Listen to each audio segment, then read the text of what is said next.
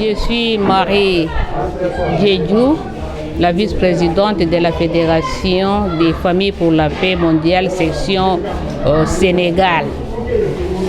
Donc, la fédération est créée depuis 1954 par les révérends docteur et madame Sang Myang Moon, depuis la Corée du Sud.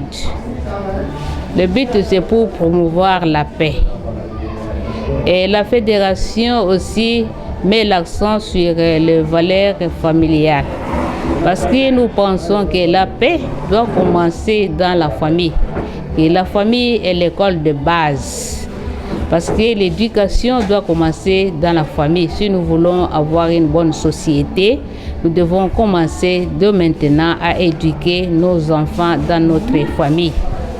Et nous pensons aussi que la paix commence par moi-même, ainsi que ma famille, après mon village, ma nation, et ça peut aller dans le monde entier. Parce qu'on ne peut pas parler de la paix si nous-mêmes ne sommes pas en paix avec nous-mêmes. Et nous ne pouvons pas parler de l'éducation si nous-mêmes ne sommes pas éduqués nous-mêmes.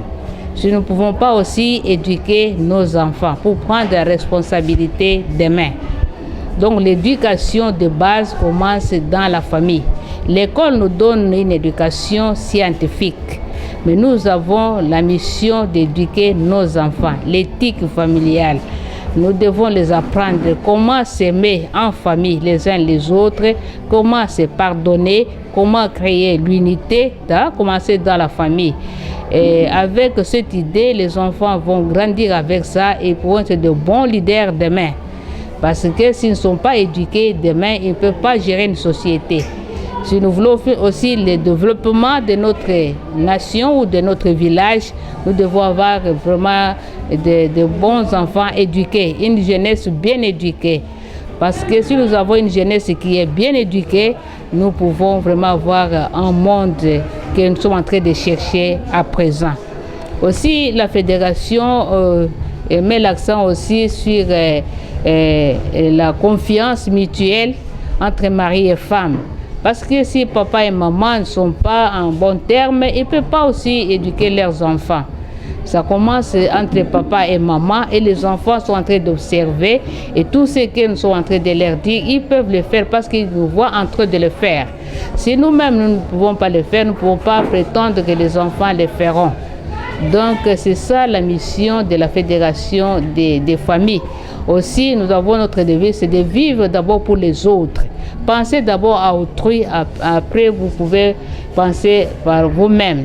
Donc si vous commencez par vous-même, donc ça ne peut pas marcher. C'est une loi qui est universelle. Si tu fais pour les autres, Dieu lui-même aussi pensera à vous et à votre famille. Donc la fédération opte pour cela. C'est ça notre mission et nous pensons que la paix est possible si nous pouvons vraiment suivre cet idéal dans la famille. C'est pourquoi nous donnons des bénédictions, ce que nous venons de faire. Nous renouvelons notre mariage.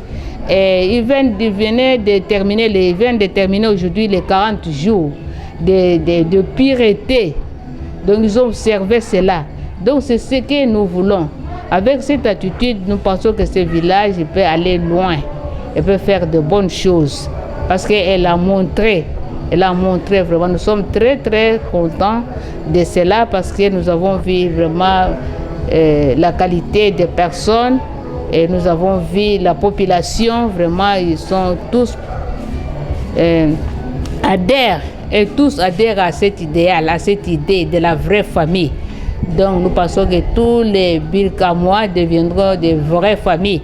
Et c'est pourquoi nous avons donné aussi ces certificats de la vraie famille avec des valeurs familiales, tout ce que nous avons lu et que cela, vraiment, les parents vont le lire, les enfants vont le lire et ça va rester dans leur mémoire.